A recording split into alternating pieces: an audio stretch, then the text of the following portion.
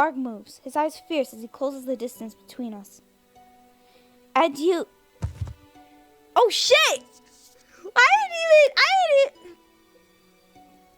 didn't even, okay.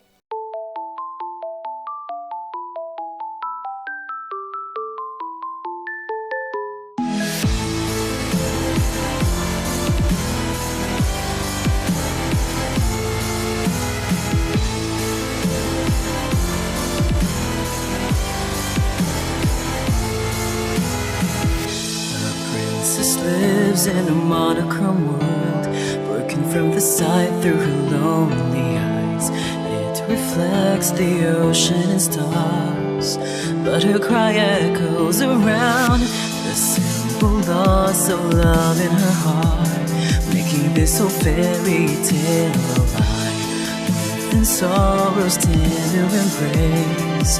This was never meant to happen. The day, the only reason you have to stay.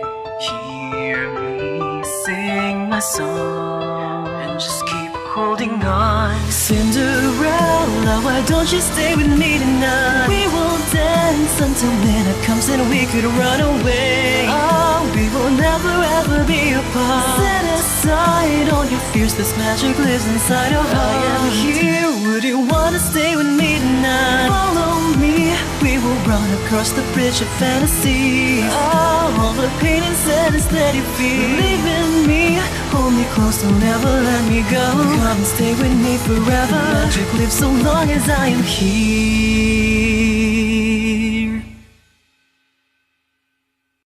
Sup guys, my name's Fritz and welcome back to Cinderella Phenomenon. So last where we left off, Jesus Lord, at least we got some fluffy time with Fritz, but we're like, can we trust him anymore or not? I say trust him anyway because, you know, even though Varg can hear everything and know everything that's happening between me and Fritz, I think we should still trust Fritz anyway. But now, my throat was an ass. Okay, I think we revived our mother. I have no idea if we did, but we just passed out and had another dream. But we're about to find out now, so let's go. Opening my eyes and moving my body is a struggle. I feel sluggish and numb, and there's a suffocating heat in my chest that makes it difficult to breathe. When I finally do rise, my thoughts are tangled and confused. Where am I? She lives. And you have the mask off. Great. I turn my head just in time to see Varg rise from a chair just to the side of my bed. Has he been sitting there watching me? Creep. And he's not wearing his mask. What are you doing here? You've been out for a week, Princess. Oh God, that long? A week? I think I would know how long you've been playing Sleeping Beauty. Shut up. After all, I've been here the whole damn... Varg quickly clears his throat before gazing down at me, an exasperated expression on his face. Oh, so you do have feelings and you do care. Nice. Do you even remember what happened? Memories suddenly fled through my mind. There are fragments, but together they create a startling picture. Sir Myos, in a room, 12 chimes of the clock, my 18th birthday, the Tenebrarum, and... Mother! I stood up immediately, only to succumb to a wave of nausea and dizziness. Much to my surprise, Varg reaches out to steady me, his grip firm but gentle. Slow down, Princess. You're not ready to fight me yet. What time is it? Almost dawn. Will he become Fritz again in a few hours? Or have I lost Fritz forever? Would you believe me if I told you Fritz doesn't want to see you? Of course. The awareness of my last conversation with Fritz hits me full force. After what happened the last time we spoke, I am not surprised that Fritz does not want to see me. Neither am I, actually, and I feel bad. He was too ashamed to face you. I had no idea Fritz would react the way he did to your words. I have most of his stronger memories. Not all of them, but most. I thought he'd have most of mine too, but I guess that's not the case. What memories do you have? That's none of your business. The expression on his face is clouded. For a few moments, he is silent, thoughtful. In the beginning, they were mostly of you. What? Varg glances away. I notice the way his fingers drum uneasily on his cane and stare. I have never seen Varg look like this. I carefully slide my way over to the edge of my bed, allowing my feet to dangle to the floor. Fritz cares for you, Princess. Take my word for it, if no one else's. Why is he suddenly telling me all this? Will I ever see him again? Or has he lost to you? Varg flinches back from me, taking a few steps back to put some distance between the two of us. Well, that hit him straight through the heart, I think. I can't say. I watch Varg closely. I never noticed before, but Varg's emotions are very clear if you know what to look for. Let's save. Alright, we're gonna press him. I want to know more. I want to know more about Varg as well, so you cannot say or you won't say. Princess. The gentleness with which he says my title makes me think of Fritz. However, just as I am beginning to hear Fritz's voice through him, his demeanor changes once again. The vulnerable man disappears and is replaced by the usual facade. Varg straightens and glares at me. He displays this confidence to hide his true emotions. It seems like he wears two masks.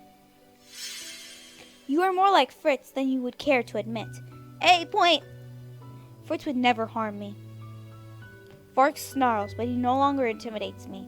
Wait, I just thought, I didn't even realize, I didn't really think on Fritz's curse that much, but seeing as how Varg acts like a wolf, I'm thinking that Fritz has the Little Red Riding Hood curse.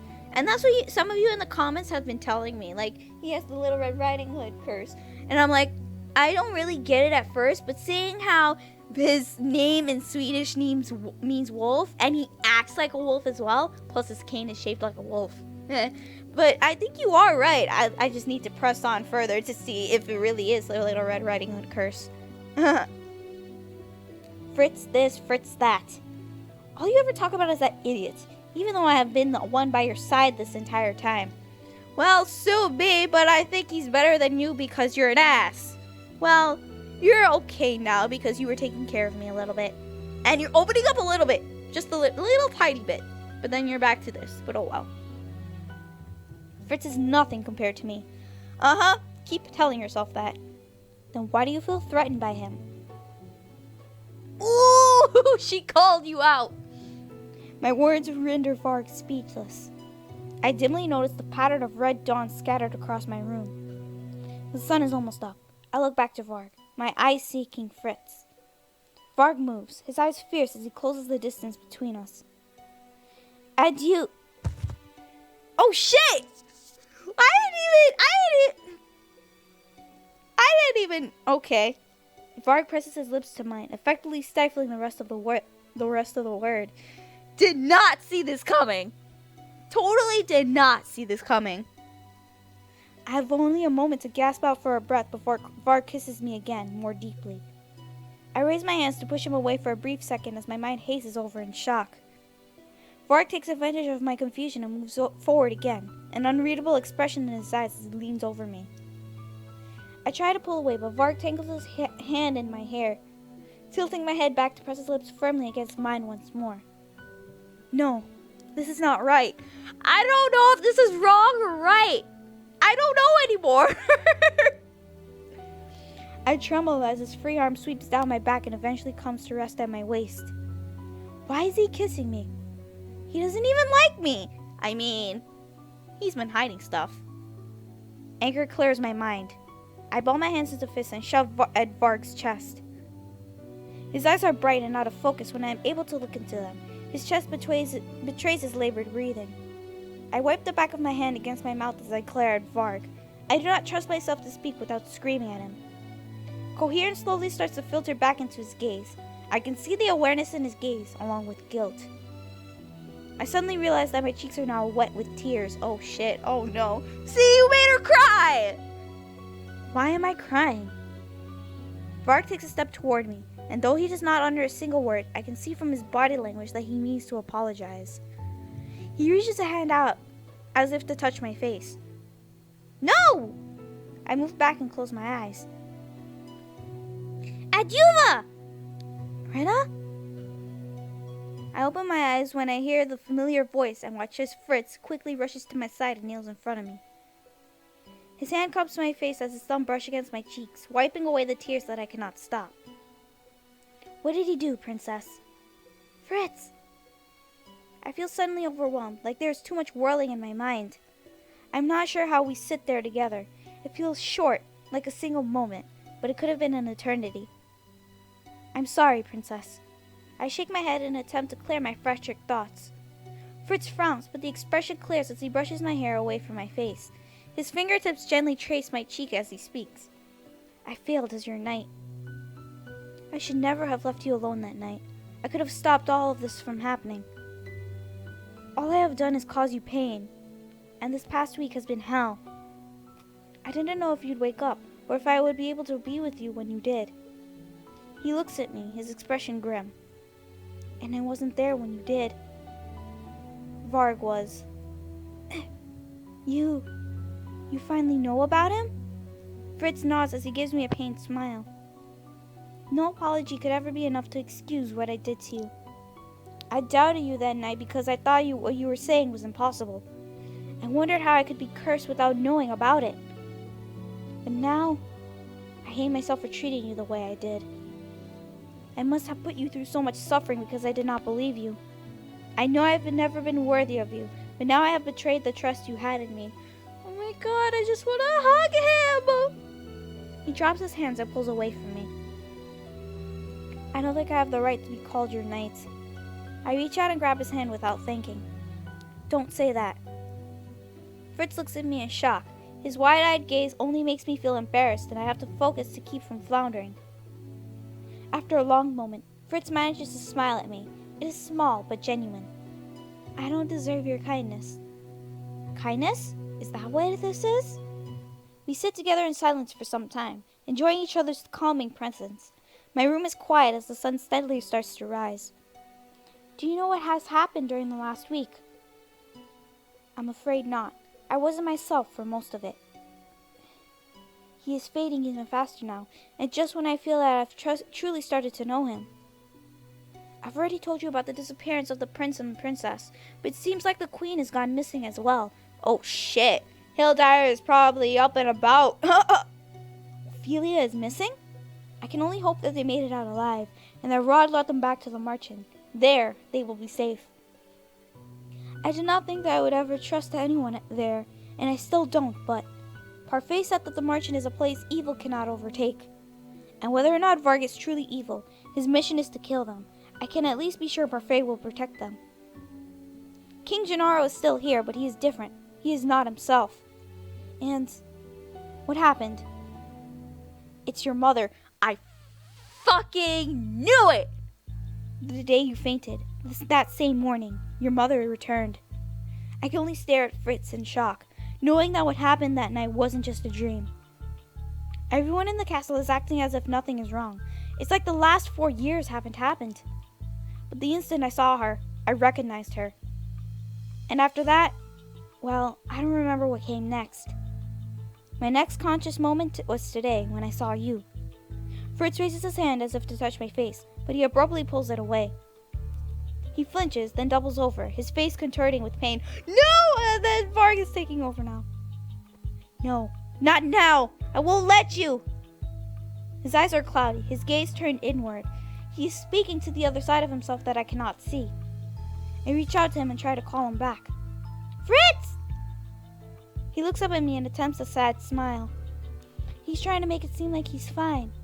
When he speaks, it is through gritted teeth. I'll never let him hurt you. Can you trust me? About that at least? Yes. Rena! Oh no! The shadow dances around him, almost tauntingly at first. Then they simply engulf him and Fritz disappears into darkness. I take a step back. I hate to interrupt. You again. I snarl at him, but Marg... Bleh. I said it wrong! I'm so sorry, Marg. I'm so sorry. I snarl at him, but Varg merely shrugs. He looks indifferent, as if what transpired between us never happened. I have things to do today. Vark turns away and walks briskly out of my room without glancing back. I make my way through the hallways of the palace, determined to find Sir Myos. Yeah, and give him a piece of my mind at it while I'm at it. Over the past few months, I have been all but invisible to the people in the palace. It allowed me to pass undisturbed. I had always figured it was because no one remembered who I was with my curse. But today, things are different. A maid sweeping the hallways jumps at the sight of me before quickly curtsying. Your Highness! Her eyes are downcast, and she does not look up at me as I pass by her. As I walk past her, 2 other servants heading in my direction also move to the side of the hallway. Your Highness? Your Highness? They remember who I am now? But how? Has my curse somehow been broken? I spent the entire morning searching for Sir Myos, but he is nowhere to be found. The only room I have yet to search is the throne room. I bet you Hildyr is there? Oh dear. I push open the doors and walk inside. There, I am met with an unexpected sight. I called it! I bet you it's Mom! I bet you! The king sits on his throne, his posture regal, but his eyes downcast. Oh, okay, it's the king. Your Majesty? He does not look up when I enter, but I can see that his eyes are stony, unmoving. I approach him cautiously, and upon closer look, I notice how his eyes look so empty. Oh my god, Hildyr probably put a spell on him or something. It's almost as if he cannot see me. I inhale, and something catches in my throat. My heart begins to beat rapidly. What have they done to you? My princess. Fuck you! Get out of my sight! I hate you! I whirl around to see Sir Myos approaching me with a smile. Where did he come from? Magic! I could have sworn there was no one else here when I entered. He poofed. Duh. He went poof! Sir Myos, I was just on my way to see you. Vark just told me you had awakened. What is wrong with the king? Physically, there is nothing wrong with him at all. Anger begins to burn within me. You swore that you wouldn't harm him. Is he not alive, my princess? Man, you wipe that smile off your face, you dick. Take a good look at him. The king is completely unharmed. The change in Sir Myos' expression is subtle, but I can feel the malice in his gaze. I should add that it was difficult to keep this promise, princess. My queen will be having words with you about this. Mother? Where is she? She has left the palace for the time being. You have been unconscious for a week. My queen could not spend every moment fretting by your bedside. But didn't Vark say he was the one to stay by my side? I shake the thought up from my mind. When will I be seeing her? At dinner, I assume. Now, if that's all... Wait. Sir Myos pauses abruptly to look at me. The servants I met in the hallway seem to remember me. How? You really cannot guess? He sighs as he runs his hand through his hair. When you turned 18 and became the Tenebrum Bear, the curse that the Lesser Witch cast on you broke. What? Moments before your mother woke, you were the strongest witch in all of Angielle. A Lesser Witch's spell could not have any effect over you. Congratulations, Princess. You are no longer a victim of the curse. Your life is back to the way it was before. Now, is there anything else you would like to ask me? Yes, there is. About Fritz. Save. We're gonna break... How to break his curse. Because we learned from the lore that if you ask them to remove the curse, they can't take back the curse. Witches can't take back their curses when they cast them. They either live with it forever until they die, or they break it. So I'm gonna ask him how to break his curse, apparently. Because I'm smart. Much to my astonishment, Sir Myos begins to laugh. The sound is cruel and so sharp and deadly it cuts through whatever hope had been forming in my heart. I'm about to just... Ugh. You wish to break his curse?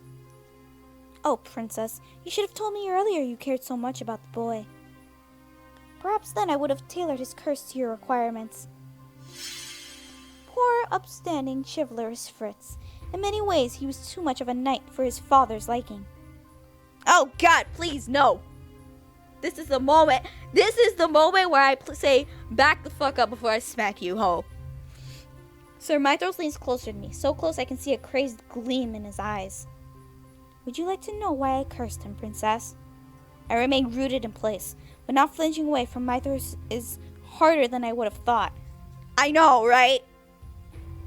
Sir Alcaster approached his son for help, expecting him to help kill the king and take over the throne, but Fritz refused. Sir Alcaster needed an obedient servant, and Fritz deserved to be punished for stepping out of line. No. And so I removed those memories of Alcaster telling Fritz of his devious plans and gave him the curse. Fritz has the Little Red Riding Hood curse. Well, there we go. There is, after all, no better servant than the big bad wolf. Oh, God. So you guys were right. It was a Little Red Riding Hood. He has all the power and drive of a predator, but is still so obedient. Wolves are closely related to dogs, after all. That is where you're wrong. Wolves are tricky creatures, actually, because you never know when they can turn back on you and just snot you. That's what I learned in Rod's route, and that's what I learned in Karma's route. Watch I probably shouldn't say that because a lot of people got the wrong intention when I said that before. Anyway, I'm just gonna... And better yet, the big bad wolf will always stay close to the lady he desires to devour. I can feel the disgust seething in my stomach. I have created the perfect servant for Sir Alcaster. In short... Sir Myos suddenly reaches out a hand to grab my face by the chin. Oh God, don't touch me! Do not fucking touch me! He forces my head up a painful angle. Ow! There is no breaking his curse, Princess. Not unless Fritz is somehow able to mentally overpower Varg. And we all know how formidable Varg is. Sir Myos releases me. I'm about to smack this hoe. Now put the idea out of your pretty little head. Fuck you. Don't you already have everything you've ever wanted? He smiles wryly before turning and walking out of the throne room, leaving me alone and trembling. To break the curse, Fritz has to overthrow Varg? In his own mind? A sudden cold descends upon me. I wrap my arms around myself and shudder. I turn to look at the king, but he has not moved since my encounter with Sir Myos. Your Majesty, did I do this to you? Mother. If she were here, she could make sense of it for me. Mother, where are you? I stare at my now trembling hands. This is not what I wanted at all. Princess, we cannot... I am the crown princess! Which is why we cannot allow you to leave on your own, Your Highness. It is strange to think just a few months ago, these same men did everything they could to keep me out of the palace. Your Highness, you'll need an escort if you want to leave. I can take care of myself. Back to being a nuisance, I see. Sir! They know who he is? I watch in stunned silence as both soldiers salute to Varg. Varg turns to smirk at me. Well, what's going on here? The princess wishes to leave the palace to visit the town. Does she now? I can feel Varg's eyes on me, but I refuse to look at him. Fine, I will accompany her. But the queen said... The words die in the man's throat as Varg turns to glower at him. His eyes flash with impatience, and it is enough to coax the soldier into silence. Open the gates. Yes, sir. The gates swing open. I rush out, thinking maybe if I move fast enough, I can lose Varg. So what are we here for? I tried my hardest to shake him. Varg is still irritatingly close. It is impossible to leave him. Princess. Varg leans out and wraps his fingers around my elbow, pulling me to a stop in the shadows of an alleyway. Ugh. My irritation is immediate, and I look up to glare at him. What are we doing in town? As much as I don't want to agree with those idiots' knights, you really shouldn't be wandering the streets. My next words are cold and sharp. Why not? Before, that was what everyone insisted I do. And now the only thing everyone wants is for me to stay indoors. Varg is silent for a few moments before finally letting out an exasperated sigh. Angielle is not what it was, Princess. What are you talking about? Varg places his hands on his shoulders and turns to me so that I'm looking out onto the streets. I'm not overly familiar with the kingdom, but even I can tell that something is off. The shops that had once had colorful display windows are now empty. The displays are dull or non-existent. The liveliness of the market stalls is all but gone. My gaze is drawn to the bakery shop that Fritz has taken me all those months ago. Its dim windows tell me that it is closed. There's so many different sweets here. But buy whatever you like. Are you certain? Absolutely. I know nothing makes you happier than a good pastry. How do you know that? Well, it's a knight's job to know these sort of things. Just how much do you know about me? Nothing that anyone else wouldn't know. What's my favorite color? Blue. My favorite flower? Lilies. Aw. I told you that these croissants were famous, right? Those are my favorite. I'll get a croissant then. Not a custard Danish? I thought you liked those best. A croissant, of course. Right away. An all too familiar ache beats within my chest. Has it been that long since that day? Everything was so vibrant and full of energy back then. This place was so lively, and there was music that filled the streets and performances everywhere. But now, so much has changed. It's so silent. The streets are so empty, and the eyes of the people, their eyes are glazed and unseeing, just like the king's. I step forward to get a better look without realizing. I am only dimly aware of Varg's hands, which have not moved from my shoulders. What happened? The queen happened. Duh. But the people... She can take control and she can demand obedience, but she can't force love or loyalty. The people of Angielle are being crushed, Princess, and they know who's responsible for it. Varg's voice is hushed, but he still draws stares. I flinch back at the expressions on the people's faces as they look at us. There is fear in their eyes. I instinctively retreat until I fall back into Varg. His hands tighten on my shoulders. They know that you're her daughter. These are the looks that they have always given me. This is why they feared me. Abruptly, Varg draws his cape around me, enclosing me in darkness. What? When light finally filters back into my consciousness, I am facing a completely different street. What did you do? Teleportation! He went poof! Smoke and mirrors. Things might have gotten out of hand back there, so I got us out. He suddenly releases me and nudges me forward. Can we return to the palace now? I grit my teeth. I still want to see the town. Is it impossible to think that the entire place is so changed? How is that possible?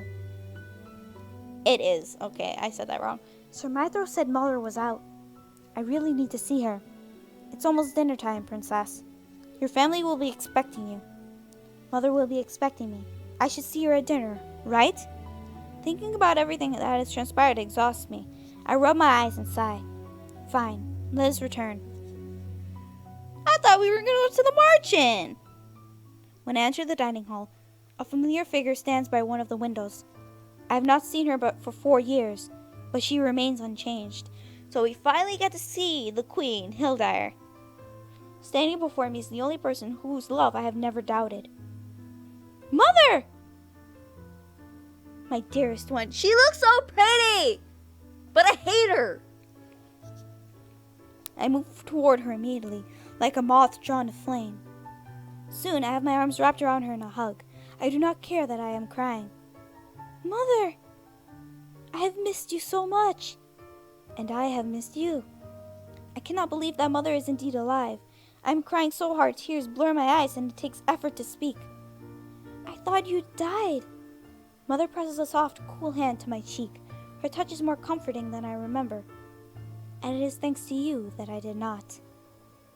I'm so proud of you, love. I had thought her warmth would envelop me longer, but Mother is quick to draw away from me.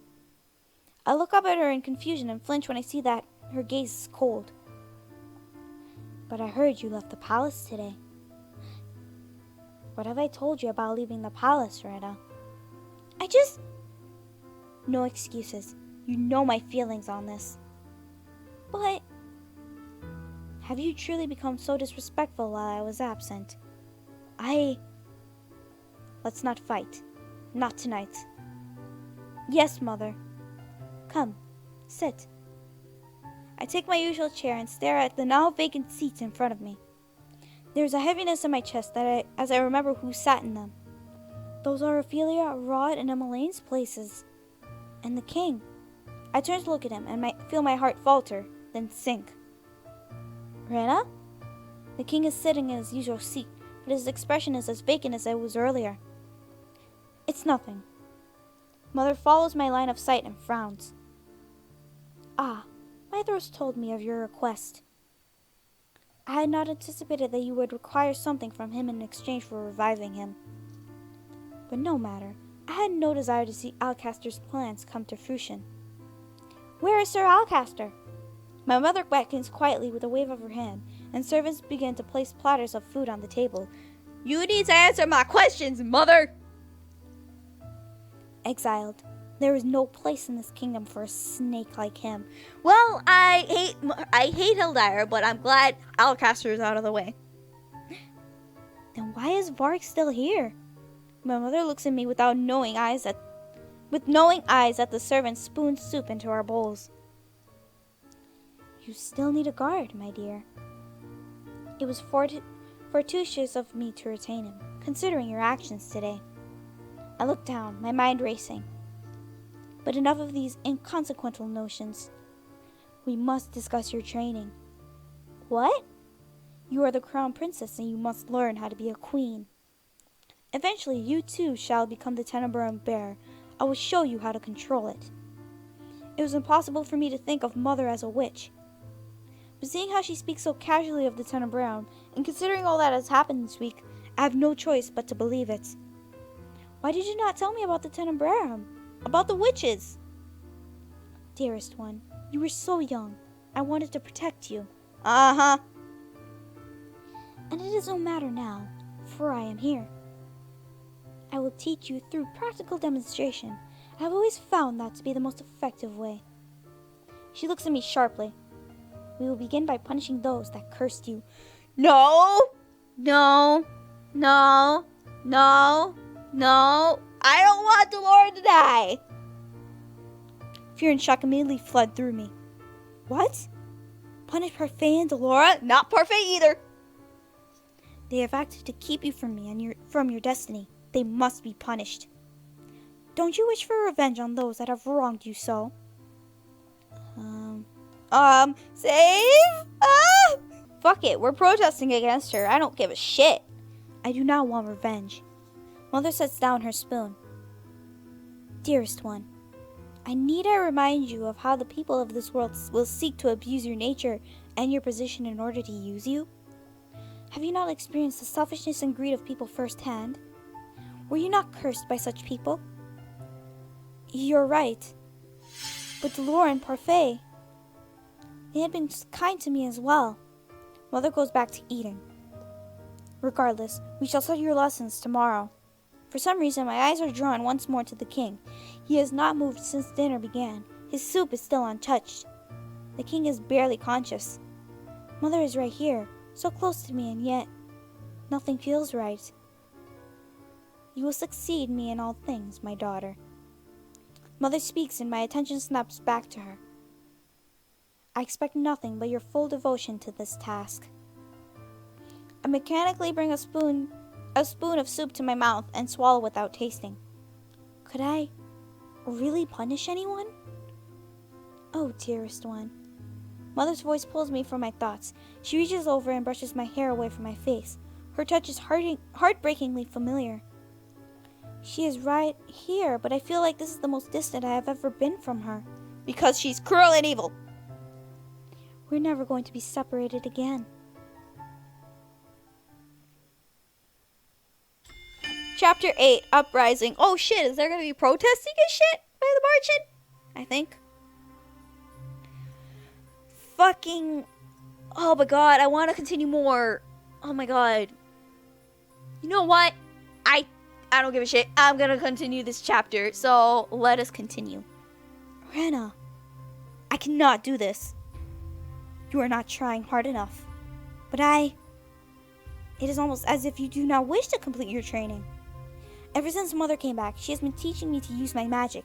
But her methods are, well, I cannot bring myself to agree with the way she teaches. But this is a little bird, no more. This bird is still alive! It's been trying to escape the dome it's been trapped under this whole time. Your bleeding heart will be the end of us all, Rena. Do you feel such turmoil every time you have a meal? Do I need to remind you how many animals are killed on a daily basis just for your meals? But this is different. Why can't Mother see that? All you are doing is removing the air in the dome. This is a lesson about control. How else are we to tell when you are successful without such a barometer? Mother raises her hand and without apparent effort manipulates the air in the dome. Now you see how simple it is? I stare at the bird's lifeless body inside the dome. The sight of it brings back old memories. This happened before, and even then I was not able to save the bird's life. I still cannot save anything. And because you hesitated, another bird must be brought in. How many birds will it take, Rena? I need you to focus, dearest heart. We will continue tomorrow, and I expect you to perform as expected. Do you understand? Rena. I nod my head numbly. Mother opens her arms and beckons me toward her. I reluctantly step toward her so that she can embrace me. There is no more warmth in her embrace. There is nothing. Mother strokes my hair. Before, I found the gesture endearing and comforting. But now, I feel cold. I do this because I love you, Rena. You understand, yes? The words I want to say are trapped in my throat. I can't. Mother pulls back, a questioning look in her eyes. Say you love me, darling. Of course I love you. I do love her, but things are different now. I cannot deny who she is or what she can do. Mother sighs heavily before releasing me and turning around. Varg! The door opens and Varg steps inside immediately. He kneels before us. Ah, no! That means Fritz won't come back. Will he? I don't know. I'm sad. Your Majesty? Take my daughter back to her room. As you command. Varg rises and bows before going to open the door hold open the door for me. Princess? Good night, Mother. I curtsy and follow Varg out of the throne room. Ever since Fritz disappeared the day I woke up, he has not returned. The hope that he would return and that Varg would be destroyed is slowly disappearing. Every morning I wake and find Varg standing outside my door. I become more disheartened. I look at Varg's back as he walks in front of me. How am I supposed to bring Fritz back? Varg is only getting stronger each day. At this rate, Fritz will... Adieuva. You know that will not work on me anymore, Princess. Fritz used to come when I said that word, but I no longer see any signs that he hears me. Worried about your night? Let me tell you something that might lift your spirits then. He's not gone. What? He doesn't think he can afford to lose. He's not giving up control without a fight. Though you might want to know. Why are you telling me this? You haven't been yourself the past few days. But why do you care? Okay. Varg stops and turns to look at me. He's looking at me the same way Fritz always does, with gentle acceptance. I can almost believe I am looking at Fritz and not Varg. I've been asking myself the same question.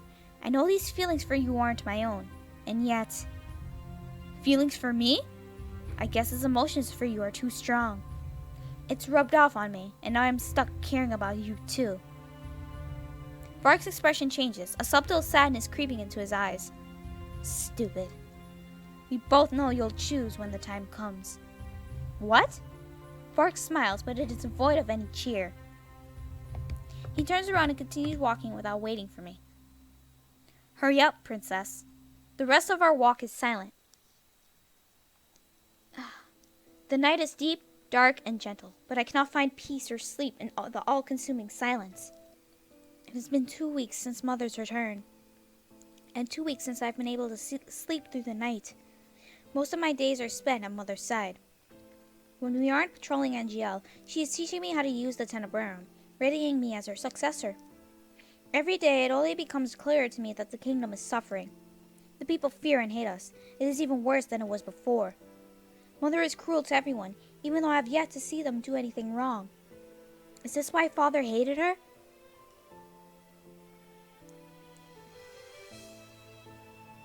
Your Highness? I beg your forgiveness. My child was not watching where he was going. The man's son had wandered out in front of us. The soldiers' horses would have crushed the child if the man hadn't pushed him out of the way. The stop on the road has caused a delay in our arrival back to the palace. Mother had been out visiting an old friend, a witch. Mother? There's a blinding flash of light as Mother draws a shape in the air. When the light clears, the man has disappeared in front of us. He's collapsed against the wall of a nearby building. Yo, that's mean. Mother threw him into the building? Let us continue. But Mother, that man isn't moving.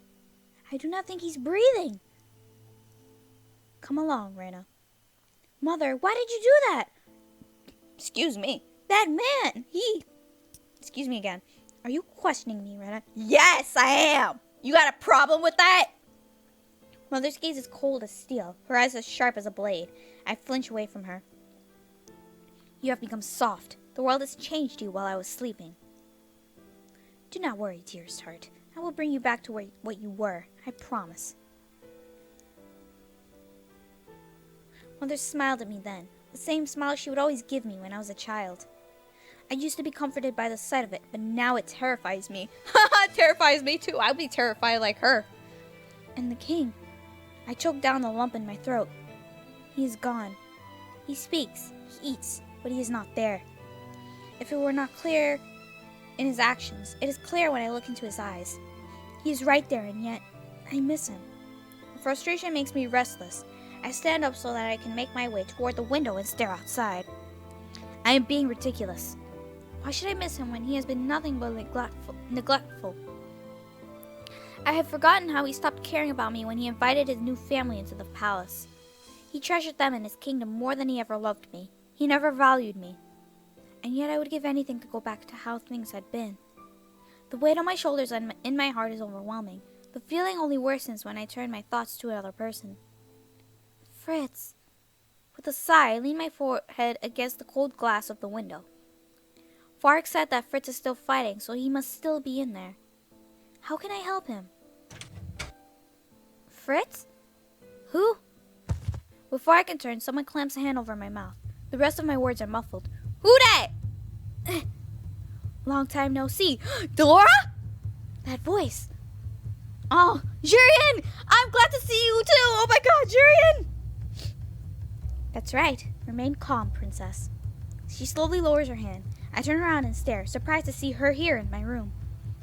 What are you doing here? She smiles and some of the weight is in my heart lifts. We're on a rescue mission. We? Garland! At that moment, a man sidesteps into the door, his footsteps cautious and soft. Garland? He does not turn completely, but cranes his neck to give a soft smile. Glad to see you're safe, princess. I can barely believe that the two of them are standing here. It has been so long. We apologize for being late. We have been trying to get into the palace for the last few months, but a powerful shield has been keeping us from entering. Lady Parfait could easily destroy it, but it would have meant destroying the palace as well. The last thing we want is to cause panic among the people. Mythros and Varg are crafty. They have been watching over the palace like hawks. And it was difficult to speak with Prince Rodwell, and he was being watched around the clock. We needed more time to make sure our rescue mission would not fail. Then how did you find a way inside? Lady Parfait managed to find a weak spot in the shield, but it's thin, and only allows a few people into the palace at one time. Garland and I know this place better than anyone. That's why we're here to rescue you. Delora and Lady Parfait wanted to come, but the shield easily detects witches and fairies. But they're waiting for us at the marching, princess. Was I meant to escape with Rod and Emmeline before? Yes, that was the only other plan we had, though it didn't go as expected when someone caught whiff of their plans and sent Varg out to kill them. So they tried to save me before, but failed. Save!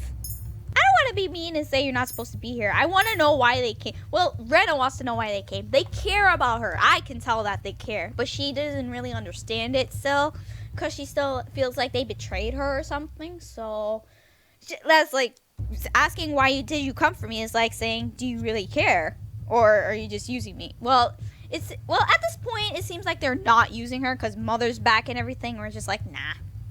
Why did you come for me?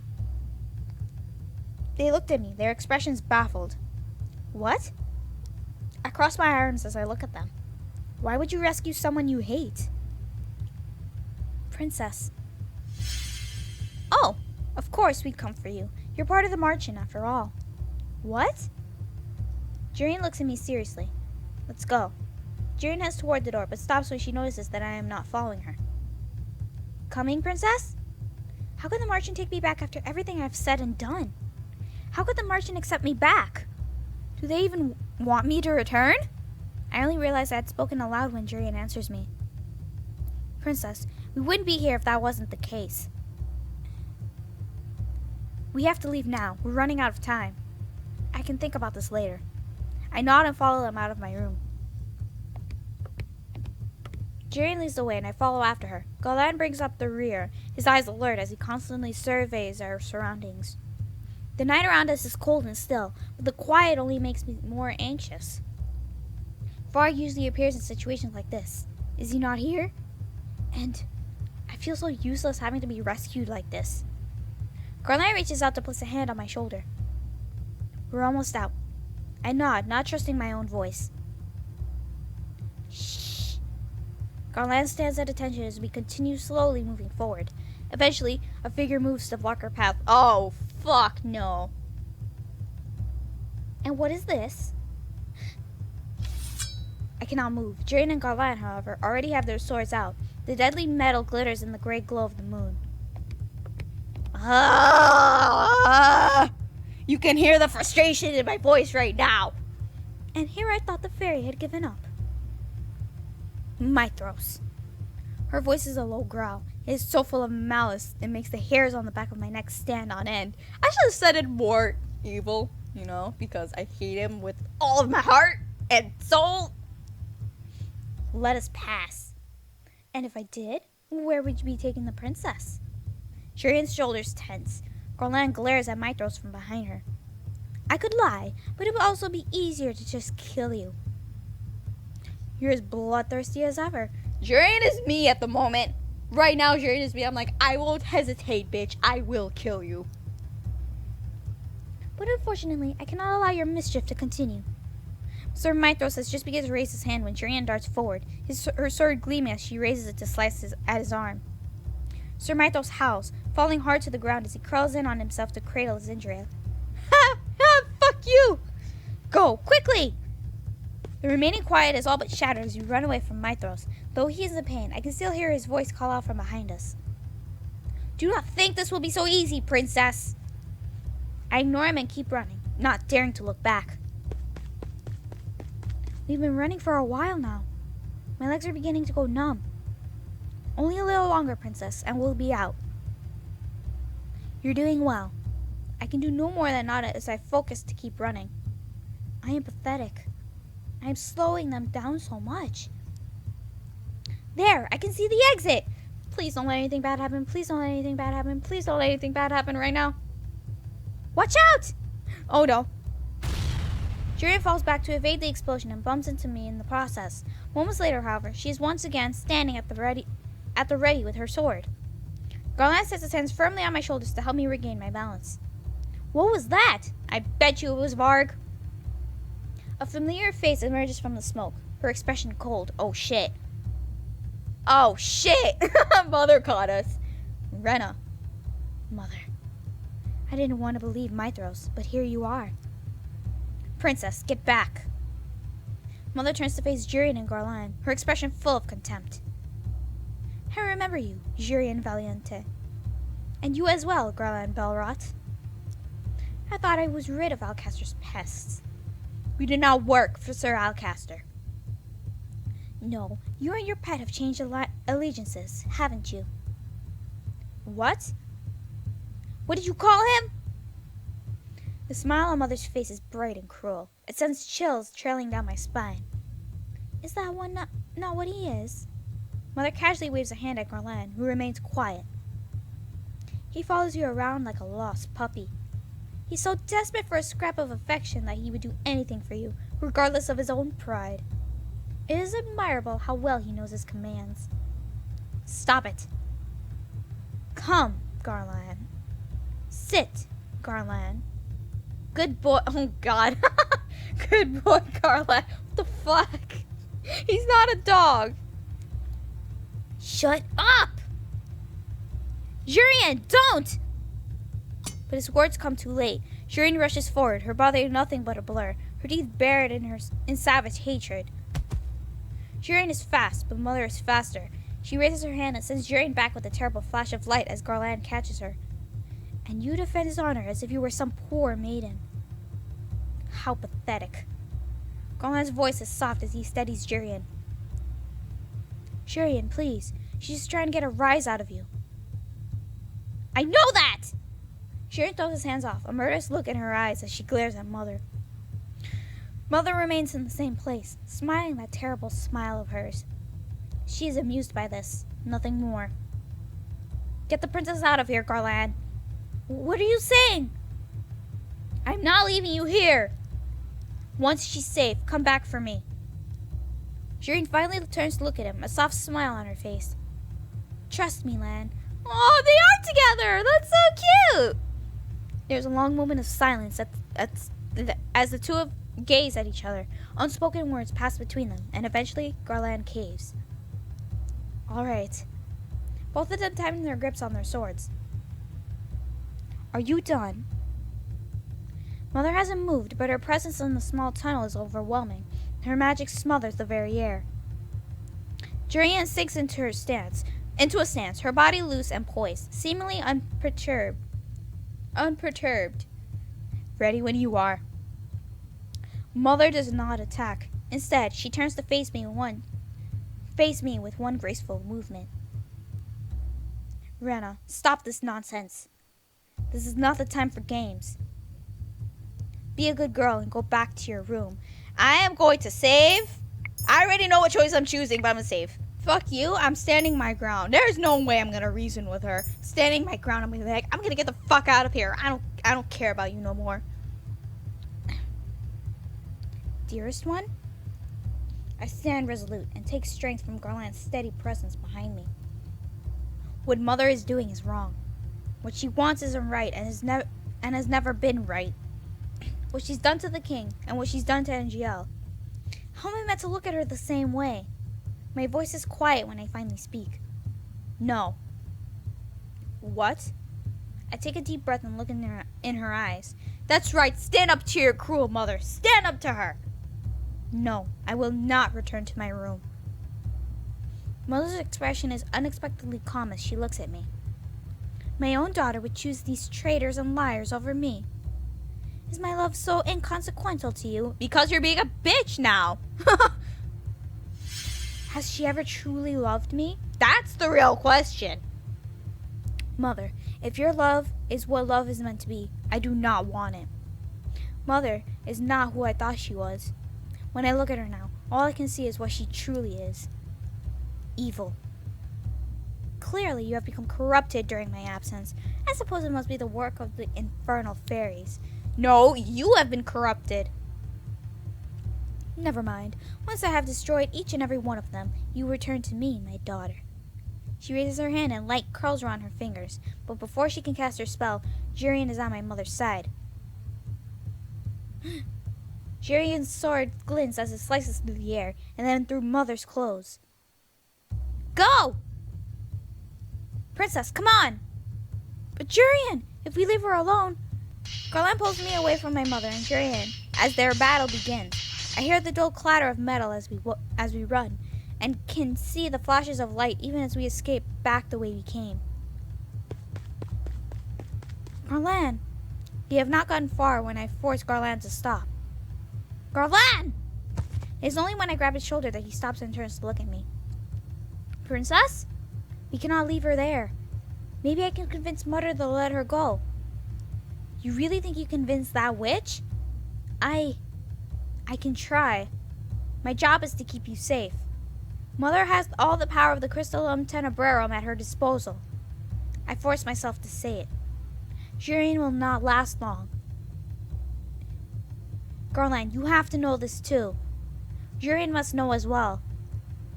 Garland's jaw hardens as he stares at me, not truly looking at me, but through me. Garland, please. We cannot let Jurian die. Now we might be able to do something about it.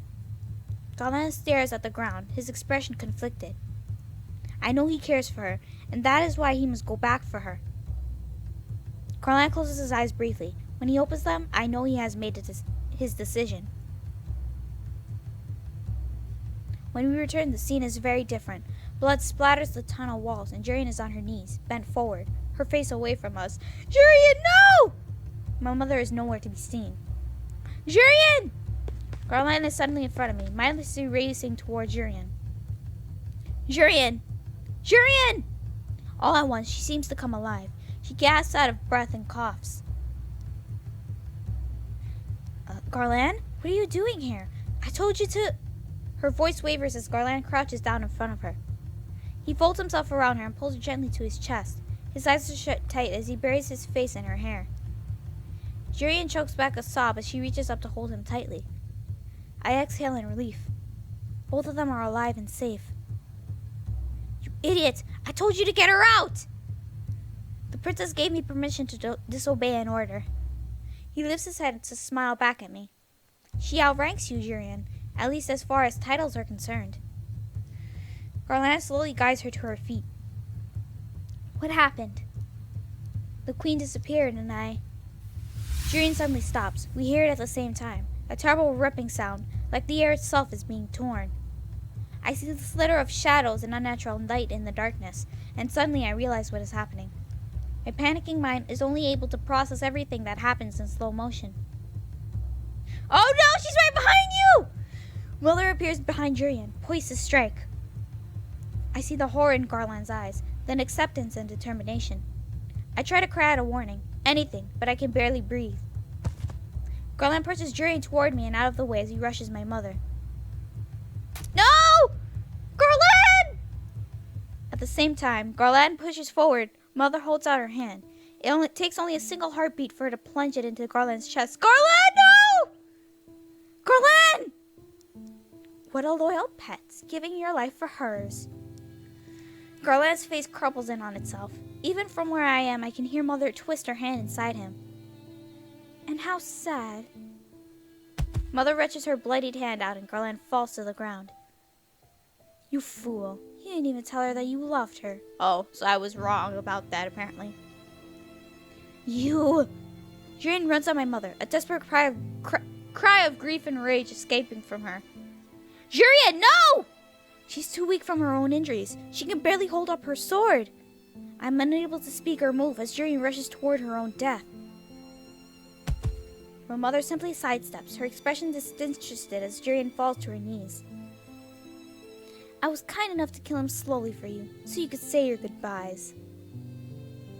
Mother turns to face me. The blood drips from her hand down to her dress, where it congeals and oozes like black tar. Do you understand now, dearest one? This is what you have made me do. This is what I must do now to all those who have corrupted you. You are the one who forced my hand. Do not forget that. No, fuck you! You're the one who decided that! For a moment, the air in the tunnel disappears, and a terrible silence fills the darkness. By the time the air comes rushing back into my starved lungs, Mother is gone. The tunnel is empty. Light flickers in the aftermath of her disappearance. The only thing I can hear apart from the rushing of blood in my ears is Jurian's sobs. Garland! Garland, no! I make my way slowly toward her. It is like wading slowly through murky water. Jurian is leaning over Garland and has his head on her lap. He's still breathing! Parfait! Parfait can help him! When I crouch down, I can see the open wound Mother left behind. I swallow down the bile that rises in my throat, along with any of my words of comfort. Magic cannot fix this. Garland, please! I get down on my knees beside Jurian. This is my fault. Don't cry. Garland! He smiles at her. It's a genuine smile that breaks my heart. It is breaking my heart too! Jurian shakes her head.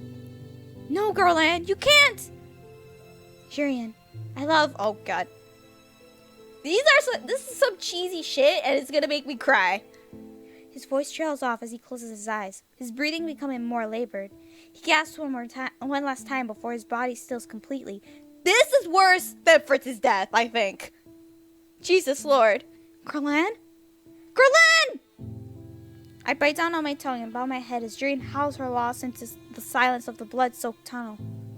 We spend some time with Garland in the tunnel. Jurian shakes with silent sobs as she still grips his body. But eventually, Jurian gently removes Garland from her lap as she stands up. She takes his sword, and she presses her hand to his face one last time. Then she turns and walks away from Garland's body with his sword clutched tightly in one hand. She grips her sword in the other. It takes all that I have to keep up with her. Jurian! Jurian, this is all my... Not now. Her voice is quiet and all the more disturbing for it. This is all my fault. Rena! Jurian! Waltz? I have never been so happy to see Waltz! What is he doing here? Waltz comes running up to us, his eyebrows creased with worry. I've been waiting so long. I was about to... He pauses, his eyes flickering to the swords in Jurian's hands. Why do you have Garland's sword? Oh, God. Waltz's face pales. Where is he? Gone. What? Garland is gone. Her hands tighten on the swords she holds. For a few moments, her shoulders slouch, but then she turns away abruptly and continues walking. Let's go. Waltz turns to me. They said it was going to be a simple in and out, so I let them go alone. What happened in there? What do I say? Oh, God. Oh, fuck. Save? All I could do was say it was my fault. I can't just say nothing. Princess, I'm sure that's not true. I glare at Waltz as tears well in my eyes. It was my fault. Waltz falls silent as he studies my face. Then he sighs before taking my hand. We'll sort this out at the margin. Come on. As soon as the marching doors close behind us, Jurian collapses. Jurian! Luckily, I am close enough to catch one of her arms, and Waltz is fast enough to catch the other. Move her to the chair. Together, we manage to guide Jurian to the chair. We set her down on it as gentle as we can. I watch as she unfolds on the chair, and that is when I see the dark red slashes and tears in her clothing. Some of her wounds are open and visibly bleeding. She's still bleeding! Waltz pulls a cloth from his back pocket and hands it to me. Clean what you can. I'll get Lady Parfait and Rumple. He runs off, leaving me alone with Jurian. It looks like she's bleeding everywhere. I steel myself and kneel by her side. Gently, I reach out and begin to wipe at the worst of what I can see. Jurian moans, and I flinch in sympathy. I'm sorry. I feel a lump rise in my throat. I convinced Garland to go back. If I hadn't, he wouldn't have... Jurian shifts slightly to put a hand on my cheek. Her touch is cool and gentle. Jurian? There's a softness in her gaze and an inexplicable kindness in the touch of her hand. After a moment, Jurian slowly nods and her eyes fall closed on a sigh. Wait, is she okay? Jurian? Jurian! Waltz! She just closed her eyes. She's not speaking. She's not going to die too, is she? Not if I have anything to say about it. Excuse me, Princess. Rumple is here to save the day, thank God. Rumple gently pushes me aside and I let him. Hovering over his shoulders, he crouches to inspect Jurian. Well? Princess. No! Walt steps beside me and gently places his hand on my arm. What? Rumple needs to work his magic now. Okay. And? So... why don't we get you something to drink, I'm not going to leave her. Princess, please. We should let Rumple work. I look back over my shoulder, watching how carefully Rumple attends to Jurian. Okay. Walt's hand acts as my lifeline as he helps me into the tavern area. My legs become weaker with every step. Hi, stranger. Delora. I only realize that I'm running to her after I barrel into her. I bury my face in her shoulder as I suppress a sob. Oh! Delora's arms come around me, holding me tight as whatever calm facade I was holding up comes apart at the seams. Waltz, would you please get those mugs? Of course. I'm about to cry. Oh, Jesus Lord. Delora leads me to one of the benches, one of her arms still around me so she can rub my back. Somehow, the simple gesture is helping me calm down. Rena, are you hurt? I shake my head. Thank goodness for that. I stay in her embrace until Waltz returns to place something on the table. How are we doing? I pull away reluctantly to rub at my eyes. I'm okay. Delora takes a mug and places it in my hand. Good. Now drink. I do not question and raise the mug to my mouth. Hot chocolate. Delora made this for me before. I take a few deep swallows of the hot, sweet liquid. Better? Yes. Rena, can you tell me what happened? Oh! I didn't even realize that was like a point for something. Haha! I completely ignored the fact that I was gonna get a point or something, but apparently I did gain a point. Mother found us in the tunnels. Jurian told Garland to get me out. My throat threatens to close, but I force the words out. Mother's so strong, and I thought Jurian might not survive. So I convinced Garland to go back, and that's when I stared out at my mug, my hands trembling. It's my fault. It's all my fault. If I hadn't convinced Garland to go back, Mother wouldn't have killed him. The silence in the tavern is deafening. Finish your hot chocolate, Rena. I obey without a word. Everyone is going to be so angry with me. It's my fault Garland is dead, and it's my fault Jurian is injured. Have you heard about your stepfamily? I know they're gone. Are they? Are they dead as well because of me? Hey, don't look like that. I'll have you know that I had to use a sleeping spell on Prince Rod and Princess Emmeline earlier. They heard about what Jurian and Garland were going to do tonight. I don't think I would have been able to stop them from coming along on the rescue mission otherwise. What? You got them out, Princess. Varg would have killed them if you hadn't stepped in. The Queen was already waiting at the end of the tunnel on the day the Prince and Princess escaped. Alcaster must have somehow gotten wind of the escape plan, which was why he had Varg try to eliminate them then and there. Security tightened more after that day. Oh, thank goodness. And we've been worrying about you ever since you left. Well, ever since you stormed out all those months ago. Delora's smile is sad as she reaches up to push my hair out of my face. None of this was your fault, Rena. If anything, it was mine. Mine and Parfait's for letting this happen. We tried to help you escape, but we couldn't break the shield around the palace in fear of putting everyone inside in danger. That is why we had to wait. We never thought we'd have to worry about Hildyr being revived. And though we would have liked to save you outside of the palace. That's right. I was out of the palace more than a couple of times. Once with Varg, and another with Mother. We couldn't put the lives of others in danger when Hildyr was right there. She would have killed the citizens. Even if I'd wanted to escape the day I was with Varg, he wouldn't have left me. I gripped my now empty mug. Princess.